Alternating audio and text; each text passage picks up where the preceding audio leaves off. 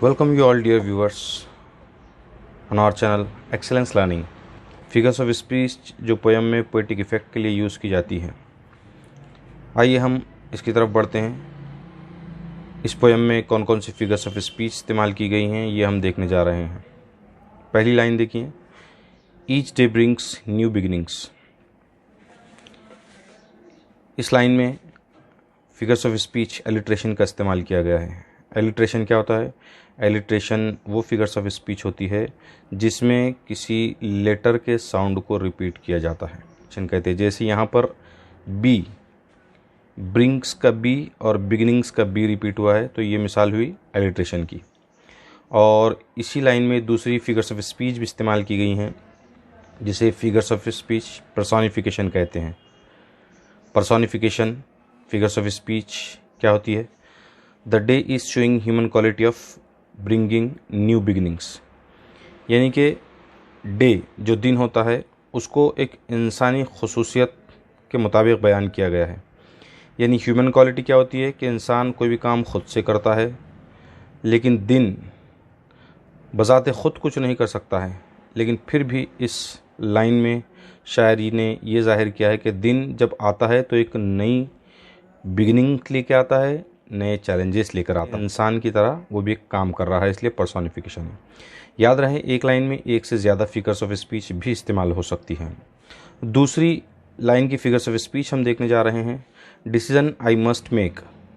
Decision आई must make, तो इसमें letter M के रिपीट होने से ये हो गया alliteration. The sound of letter M is repeated for poetic effect. ये इन्वर्जन की भी मिसाल है। इन्वर्जन किसे कहते हैं?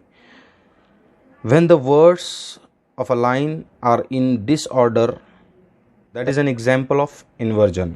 ओके, यहाँ पर देखिए, word are in disorder for poetic effect. The correct order should be I must make decision. I must make decision, ये सही जुमले की तरतीब होगी। Okay, the next one, the road that I will take. Road that I will take, ये भी मिसाल किसकी होगी? एलिट्रेशन की। क्यों? क्योंकि द साउंड ऑफ लेटर्स, यानी कि साउंड कौन सा है? T H, the, that, the का साउंड रिपीट होने से ये एलिट्रेशन की एग्जाम्पल हो गई। Okay, metaphor. इसमें फिगर्स ऑफ स्पीच इस्तेमाल की गई इस लाइन में। जैसे कि the decision is indirectly compared called to road. यानी कि जो डिसीजन है वो डिसीजन वर्ड को बयान करने के लिए कौन सा वर्ड यूज़ किया गया है? Road instead of decision.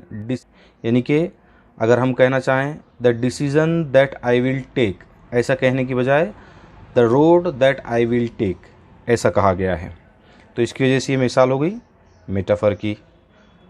Next line, और travel down the darkened road है, D is repeated. The sound of letter D is repeated for poetic effect. That is an example of alliteration. Okay, likewise metaphor भी है यहाँ पर इस्तेमाल की हुई। जैसे कि the path of life which leads to distress is indirectly compare to darkened road. यानी कि जो रास्ता हम इख्तियार कर रहे हैं जो कि हमें डिस्ट्रेस की तरफ ले जा रहा है, तो उसे डार्कन रोड कहा गया। यानी कि हमारा जो डिसीज़न है वो डार्कन है। डार्कन के लफ्ज़ी मायने बुराई के होते हैं, लेकिन यहाँ पर ईविल से मुराद लिया गया है। ख़राब रास्ता, बुरे डिसीजंस। जो हम बुरे डिसीजंस लेते हैं उसको वो हमें कहाँ ले आते हैं? डिस्ट्रेस की तरफ ले आते हैं। ठीक है, तो ये मेटाफर की एग्जाम्पल हो गई। अगली मिसाल क्या है? Please open up my eyes dear lord. यानी कि ए खुदाए ताला मेरी आँखें खुलिए। Please open up my eyes. यहाँ पर कौन सी एग्जाम्पल इस्तेमाल की गई हैं फिगर्स ऑफ स्पीच की? एपोस्ट्रॉफी। एपोस्ट्रॉफी क्या होती है? Poet is directly addressing to God who is not present there. यानी कि जब कोई हमारे सामने मौजूद नहीं होता है और हम उससे मुखातिब होते हैं, तो वो मिसाल होती है एपोस्ट्रॉफी की। ये खुदाए ताला जो हमारे सामने मौजूद नहीं है, यहाँ पर शायर उनसे मुखातिब हो रहा है कि ए खुदा मेरी आँखें खोल। तो डायरेक्टली गॉड से एड्रेस करने की सूरत में ये एपोस्ट्रॉफी, ये फिगर्स ऑफ स्पीच हुए। और इसी लाइन में इन्वर्जन का भी इस्तेमाल किया गया है।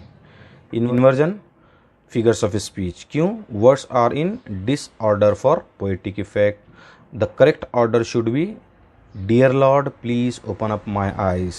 इसका सही तरतीब जुमले की क्या होनी चाहिए? Dear lord please open up my eyes. लेकिन इसकी बजाय क्या हुआ?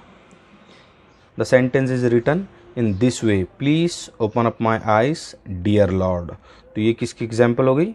इन्वर्जन की। ओके, अगली लाइन देखने जा रहे हैं हम इस पोएम की। That I might clearly see, that I might clearly see. यहाँ पर कौन से फिगर्स ऑफ स्पीच इस्तेमाल की गई हैं? इन्वर्जन। इन्वर्जन क्या होता है? इन अ सेंटेंस और in the line the words are in disorder for poetic effect. Poetic effect के लिए वर्ड डिसऑर्डर होते हैं, बेतरतीब होते हैं। The correct order should be that I might see clearly. देखिए यहाँ पर सिर्फ एक वर्ड को बेतरतीब लिखा गया है, सी जो कि क्लियरली से पहले आना चाहिए था, लेकिन ये क्लियरली के बाद आया है। क्यों आया है? पोएटिक इफेक्ट के लिए, रिदम बनाने के लिए, राइमिंग बनाने के लिए। ठीक है, okay. Next one, bring out the best in me, bring out the best in me. यहाँ पर कौन सी एग्जाम्पल इस्तेमाल की गई हैं? एलिट्रेशन। ब्रिंग का बी और बेस्ट का भी बी। यहाँ sound of letter B is repeated for the poetic effect. तो ये मिसाल हुई एलिट्रेशन की। अगली लाइन देखने जा रहे हैं हम। When the temptation comes my way, ये कौन सी एग्जाम्पल हो गई? पर्सोनिफिकेशन की। इससे पहले हमने पर्सोनिफिकेशन की एक और एग्जाम्पल देखी कि जैसे ह्यूमन क्वालिटी को किसी चीज़ में बयान किया जाना, जैसे दिन के अंदर बयान किया गया था कि दिन खुद लेकर आता है एक नई चैलेंजेस। इसी तरह यहाँ पे टेम्पटेशन बजाते खुद आ रहा है, कमिंग वंस वे।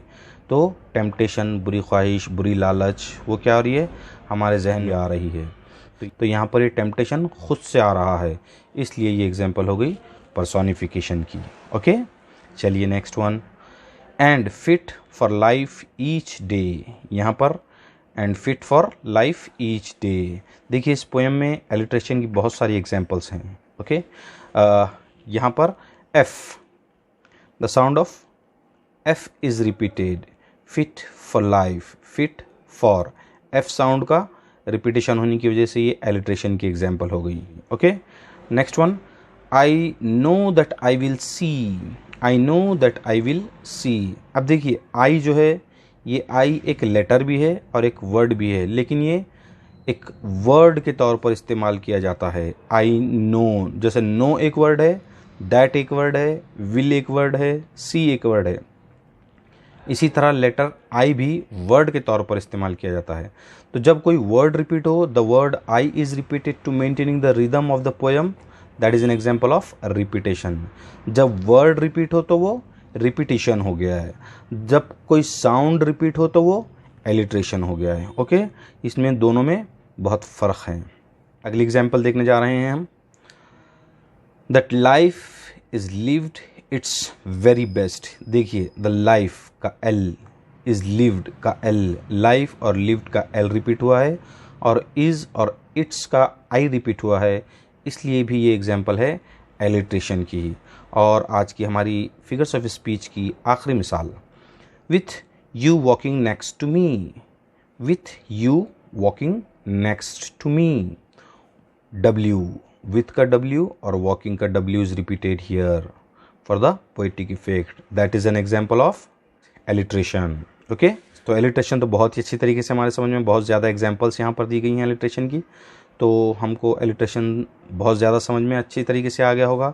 और इसी से मिलता जुलता है रिपीटिशन, जिसमें वर्ड रिपीट होता है, तो वो हो गया रिपीटेशन। और इसी तरह हमने आज पर्सोनिफिकेशन, एपोस्ट्रॉफी और इन्वर्जन भी देखा है। ओके, तो do practice at home of figures of speech. Figure ये बहुत ही आसान है लर्निंग के लिए। और अब हम देखने जा रहे हैं central idea of the poem, मरकज़ी ख्याल। ठीक है, चलिए। In this poem a teenagers wishes God to help him और her in his her teenage and wishes to lead a good life with him by his side, his or her side, at every moment of life, free of evils and temptation to have a good and healthy life। यानी इस नज़्म में एक teenager खुदा ताला से दुआ कर रहा है कि वो अब इस नौखेज़ उम्र में, इस लड़कपन की उम्र में उसकी मदद करे, उसको सही रास्ता दिखाए, उसके साथ रहे और हर लम्हा उसकी मदद करे ताकि वो तमाम बुराइयों से, तमाम टेम्पटेशंस, बुरे ख़यालात से, लालच से दूर रहे और एक हेल्दी लाइफ और एक अच्छी लाइफ गुजार सके। ओके, राइमिंग स्कीम हम देखने जा रहे हैं। राइमिंग स्कीम क्या होता है? The rhyming scheme is formed using last word of each line giving same sound for musical effect and rhythm. यानी कि राइमिंग स्कीम या राइमिंग वर्ड क्या होते हैं? हर लाइन के जो लास्ट वर्ड होते हैं एक पोएटिक इफ़ेक्ट के लिए, म्यूज़िकल इफ़ेक्ट के लिए, राइम बनाने के लिए, रिदम बनाने के लिए जब उनको तरतीब दी जाती है, जब सेम साउंड्स किसी वर्ड्स के आते हैं, हालांकि वो वर्ड्स अलग होते हैं, उनके मीनिंग्स अलग होते हैं, लेकिन प्रोनंसिएशन में वो सेम होते हैं, किसी तरह एक म्यूज़िकल इफ़ेक्ट देते हैं, इसलिए उन्हें राइमिंग स्कीम कहा जाता है। तो राइमिंग स्कीम क्या होता है? चलिए देखते हैं राइम स्कीम। इस पोएम में 5 स्टैंजाज हैं, जिसमें से हम एक स्टैंजा की एग्जाम्पल लेंगे और बाकी की 4 आपकी प्रैक्टिस के लिए। ओके, चलिए सो देखते हैं। पहली लाइन में देखिए, each day brings new beginnings. तो ये एक लाइन है और इसका आखिरी वर्ड क्या है? बिगिनिंग्स। ओके, जिसको हमने नाम दिए हैं ए। हम अभी फ़िलहाल इनको समझने के लिए एक नाम दे रहे हैं, एक टाइटल दे रहे हैं। बिगिनिंग्स के लिए हमने क्या नाम रखा है? ए। ओके, दूसरी लाइन देखिए, डिसीजन आई मस्ट मेक। तो दूसरी लाइन का आखिरी वर्ड क्या है? मेक। ओके, तो बिगिनिंग और मेक दोनों साउंड सेम आ रहे हैं क्या? नहीं, दोनों के मुख्तलिफ आवाज़ें आ रही हैं। बिगिनिंग्स, मेक, तो दोनों की अलग अलग आवाज़ें आ रही हैं, इसलिए हमने मेक को नाम दिया मेक पी। ओके, चलिए तीसरी लाइन देखते हैं, I am the only one two choose. इसका आखिरी वर्ड क्या है? चूज़। ओके, तो इसकी साउंड बिगिनिंग से मिल रही है क्या? बिगिनिंग, चूज़ नहीं मिल रही है। ओके, मेक से हम मेक से इसे मैच करके देखते हैं। मेक, चूज़, नहीं, ये न बिगिनिंग से मैच कर रहा है न मेक से मैच कर रहा है, इसलिए हमने इसको नाम दिया सी। ओके, चलिए चौथी लाइन देखते हैं हम स्टैंजा की। चौथी लाइन में पोएट क्या कह रहे हैं? The road that I will take. इसका लास्ट वर्ड क्या है? टेक। अब टेक का साउंड किससे मैच कर रहा है? बिगिनिंग से मैच कर रहा है क्या? नहीं, बिगिनिंग टेक नहीं मैच कर रहा है, लेकिन दूसरी लाइन के लास्ट वर्ड से मैच कर रहा है क्या? देखते हैं, चलिए। Take make, take make, sound match कर रहा है, इसलिए हमने इसको क्या नाम दिया? बी। क्यों? क्योंकि हमने मेक को बी नाम दिया था और इसका साउंड मैच करने की वजह से हमने टेक को भी बी नाम दिया है। इसलिए ये एक स्कीम, एक पैटर्न बनता है। देखिए, बिगिनिंग को हमने दिया ए, मेक को दिया बी, चूज़ को दिया सी और टेक को मेक की वजह से बी दिया। तो ये क्या हो गया? लास्ट लेटर्स को हम अब क्या करेंगे? देखेंगे, ए बी सी बी। तो राइमिंग स्कीम क्या बन रही है? A B C B. Okay, क्यों?